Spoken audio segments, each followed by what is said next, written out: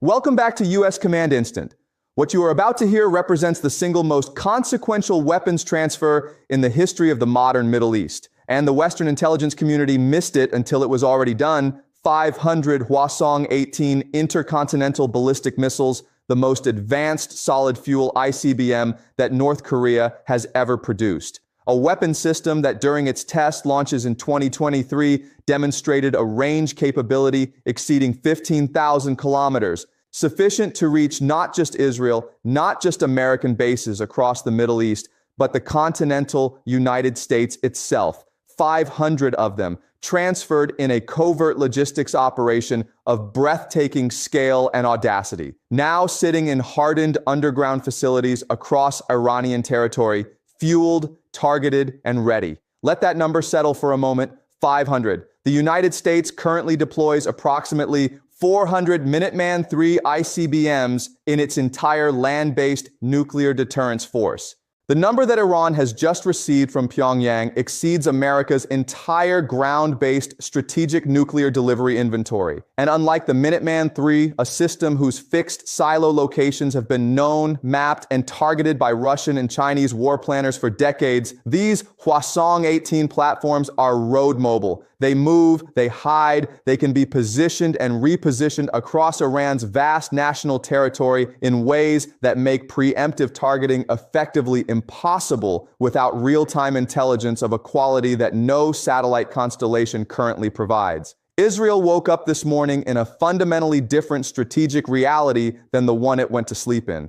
The qualitative military edge that Washington has guaranteed and underwritten for half a century, the assurance that Israel will always possess weapon systems and delivery capabilities superior to any combination of regional adversaries, has just been obliterated by a single transfer agreement between two sanctioned, isolated nations that the Western world spent decades trying to keep apart. The question that every defense ministry from Tel Aviv to Washington to Riyadh is now asking in emergency sessions is not whether this transfer happened. Satellite imagery, signals, intelligence intercepts, and human intelligence reporting from multiple independent sources have now confirmed the transfer beyond reasonable analytical doubt. The question being asked with barely concealed panic is, what happens next? What does Israel do when it faces an adversary armed with 500 ICBMs capable of carrying nuclear payloads, delivered by a guidance system that no Middle Eastern missile defense architecture was designed to intercept? What does Washington do when the deterrence framework it has maintained across the region for 50 years is suddenly facing a weapons inventory that changes every calculation simultaneously? Tonight's analysis goes inside the transfer. We examine how it happened, why Western intelligence failed to stop it, what the Hwasong-18 actually represents as a weapon system, and what the strategic consequences ripple outward across Israel, the United States, and the entire global order. The world changed last night. This is what that change actually means. 3 questions will drive tonight's full analysis. First, how did North Korea and Iran execute a transfer of 500 of the world's most advanced solid-fuel ICBMs without triggering a Western interdiction response? Second, what does the Hwasong-18's actual technical capability mean for Israel's defense architecture and for American power projection across the entire Middle East theater?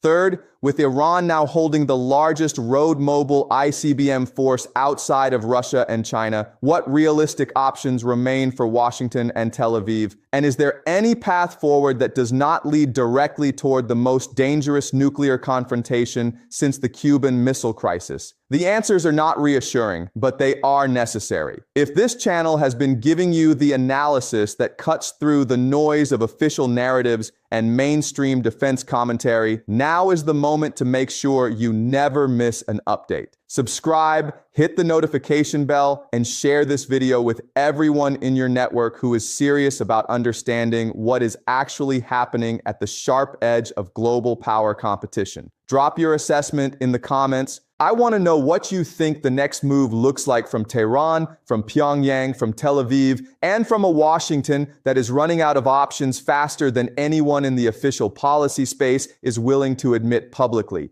The transfer, how North Korea armed Iran with the world's most dangerous ICBM. To understand how this transfer was executed without triggering a Western interdiction response, you need to understand two things simultaneously: the genuine limitations of Western intelligence collection against deeply compartmentalized operations between sanctioned states, and the extraordinary lengths to which both Pyongyang and Tehran went to ensure this operation remained invisible until completion. The Hwasong-18 transfer did not happen overnight. It was the culmination of a relationship between North Korea and Iran that has been deepening steadily across the past decade, accelerating dramatically following the collapse of the JCPOA nuclear agreement in 2018, and reaching a new level of operational intimacy following the demonstrated success of North Korean artillery shell transfers to Russian forces in Ukraine, which provided Pyongyang with both hard currency and the confidence that large-scale covert weapons logistics operations could be executed successfully under Western surveillance. The logistical architecture of the transfer exploited three simultaneous vulnerabilities in Western intelligence coverage. The first vulnerability was geographic. The primary transfer route ran overland through Chinese territory, with Chinese authorities either uninformed or deliberately not looking into Central Asia, and then through a combination of Iranian-controlled corridor access and Russian transit permission into northwestern Iran. This route avoided maritime choke points where American naval interdiction assets are positioned. It avoided airspace where American surveillance assets maintained coverage. It ran through the precise geographic seam between American intelligence collection priorities, a seam that exists because no American policymaker wanted to formally task collection resources against Chinese territory at the level required to monitor this kind of ground-based logistics operation. The second vulnerability was timing. The transfer was executed in multiple phases across a 14-month window, with individual shipments sized below the threshold that would trigger automatic escalation responses from American intelligence analysts. No single shipment was large enough to generate the alarm that the total transfer quantity would have generated if moved at once. By the time analytical fusion of the multiple shipment reports produced a complete picture of the total transferred quantity, the operation was complete. The third vulnerability was deception. North Korean and Iranian technical teams deliberately maintained normal activity patterns at known missile production and storage facilities throughout the transfer period. Satellite imagery of established facilities showed no unusual activity. The actual transfer was conducted from secondary facilities whose existence was either unknown to Western intelligence or whose activity signatures were masked by deliberate electronic deception operations. The result was that the Western intelligence community, the most heavily resourced collection and analysis apparatus in human history, missed a transfer of 500 ICBMs until the weapons were already inside Iranian-hardened facilities, dispersed across multiple locations, and effectively immune to any conventional military action short of a massive, sustained bombing campaign of a scale and duration that carries catastrophic escalation risk. The moment the transfer was confirmed, emergency sessions convened simultaneously in Washington, Tel Aviv, London, and every Gulf capital with a meaningful American military presence. What those sessions produced was not a plan. What they produced was the recognition that there is no clean plan, that every available option carries costs so severe that the decision to act requires accepting consequences that no government in the Western alliance is currently politically positioned to accept. Iran's statement following confirmation of the transfer was characteristically measured in its public language and devastating in its strategic implications. Tehran did not announce the missiles with triumphalist press conferences. It simply allowed the confirmation to propagate through intelligence channels and let the strategic implications speak for themselves. This restraint was itself a communication, a demonstration of the confidence that comes from knowing you have already achieved the objective and that nothing your adversary does now can undo it. The Hwasong-18. Inside the weapon that makes every defense system obsolete.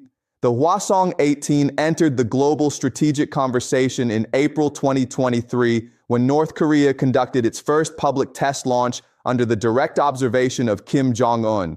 What that test revealed, and what Western analysts subsequently confirmed through telemetry analysis and trajectory reconstruction, was a weapon system that represented a genuine generational leap in North Korean ballistic missile capability, and by extension in the capability of any actor that came to possess it. Understanding why the Hwasong-18 is categorically different from every previous Iranian ballistic missile and why it renders Israel's existing defense architecture functionally obsolete against this specific threat requires examining 4 distinct technical dimensions: propulsion, range, guidance, and survivability. The propulsion system is where the Hwasong-18 story begins. Previous North Korean ICBMs, and by extension, the Iranian long-range ballistic systems derived from North Korean technology transfers, use liquid fuel propulsion. Liquid fuel systems are operationally significant in their capability, but they carry a critical tactical limitation. They require a fueling sequence before launch that takes hours and generates observable thermal and chemical signatures that intelligent satellites and ground-based sensors can detect. This launch preparation window is the vulnerability that American and Israeli preemptive strike doctrine has historically targeted. If you can detect the fueling sequence, you can strike the missile before it launches. The Hwasong-18 eliminates this vulnerability entirely. It uses a 3-stage solid fuel propulsion system, the most advanced solid fuel ICBM propulsion architecture that North Korea has ever produced.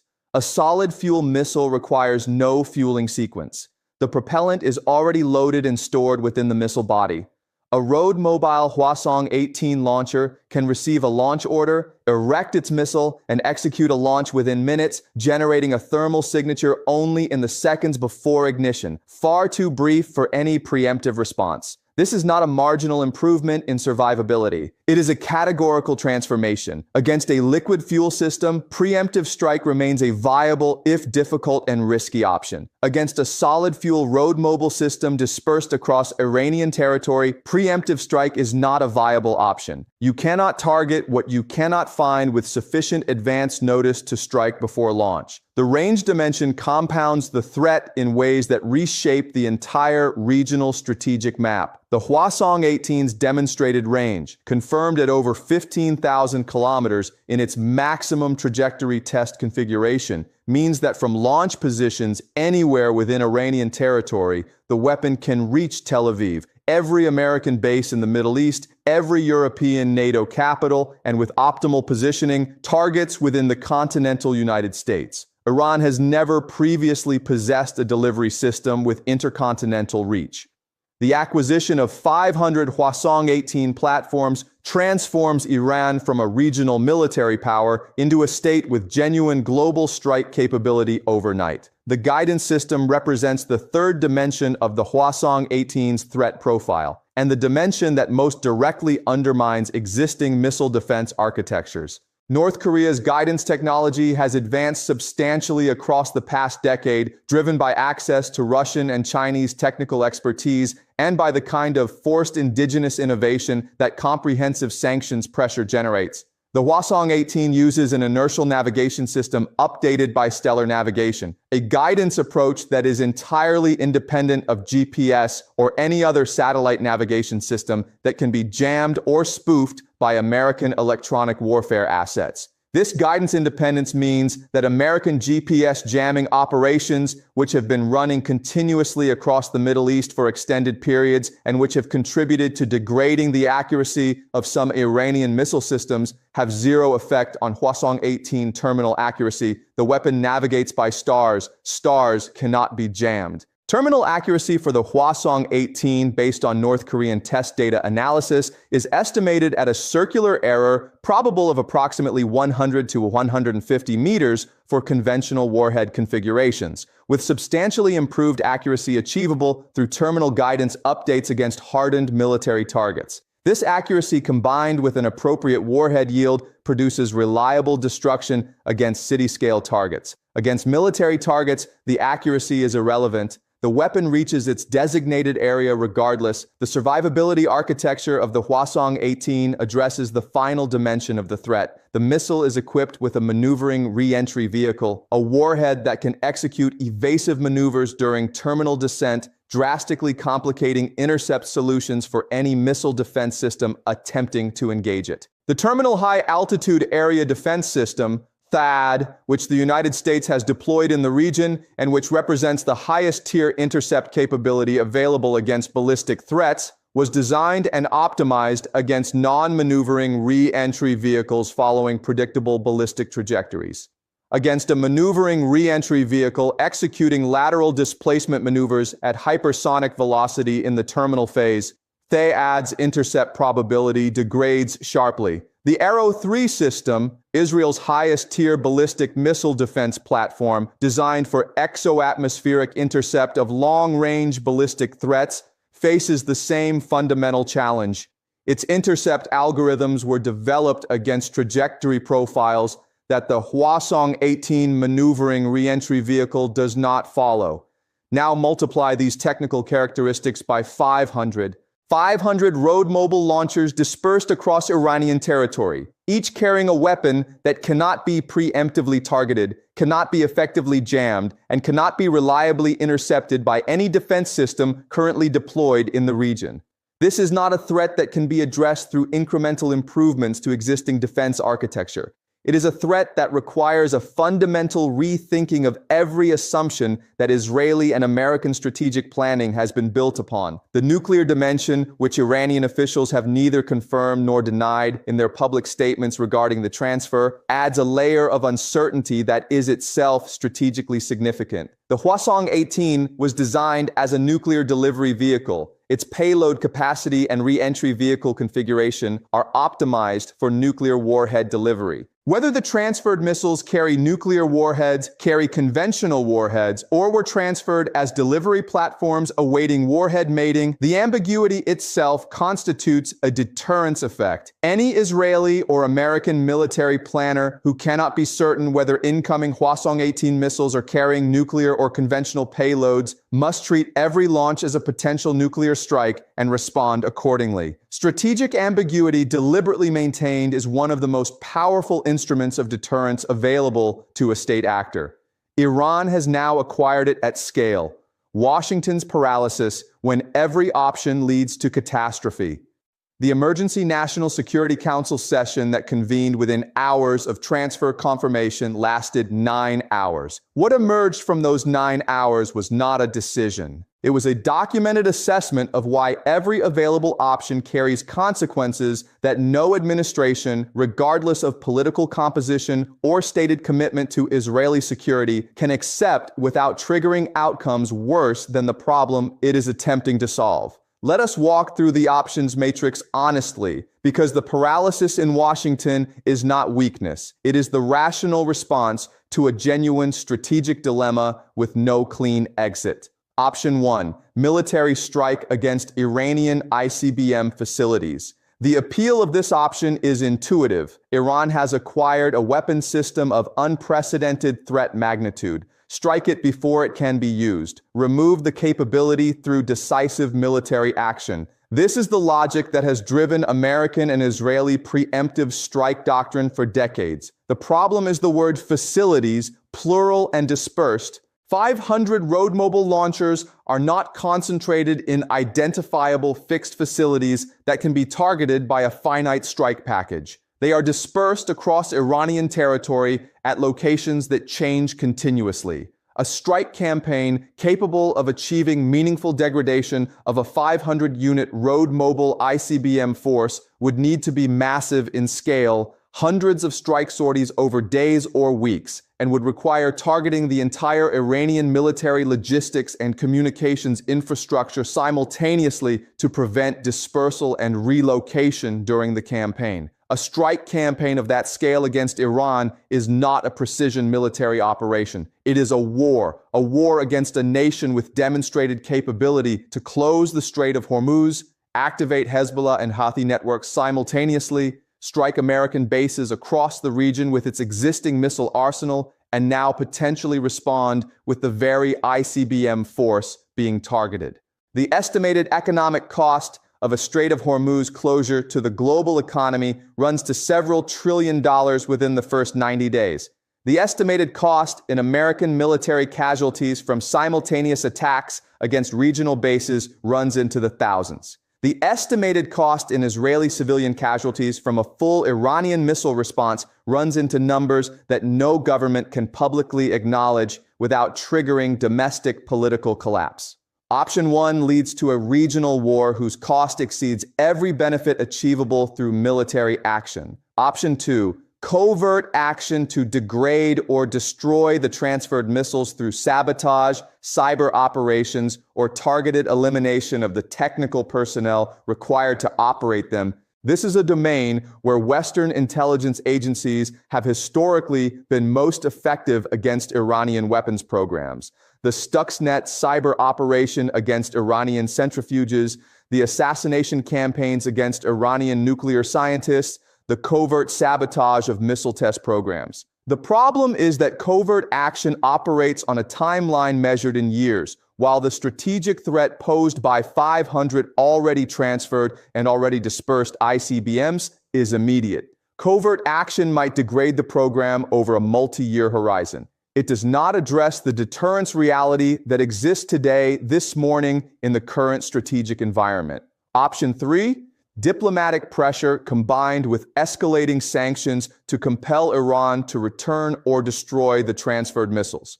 This option fails at first contact with Iranian strategic logic. Iran did not acquire 500 Hwasong-18 ICBMs to return them under diplomatic pressure. The entire strategic purpose of the acquisition was to create a deterrence reality so overwhelming that military pressure against Iran becomes unacceptably costly.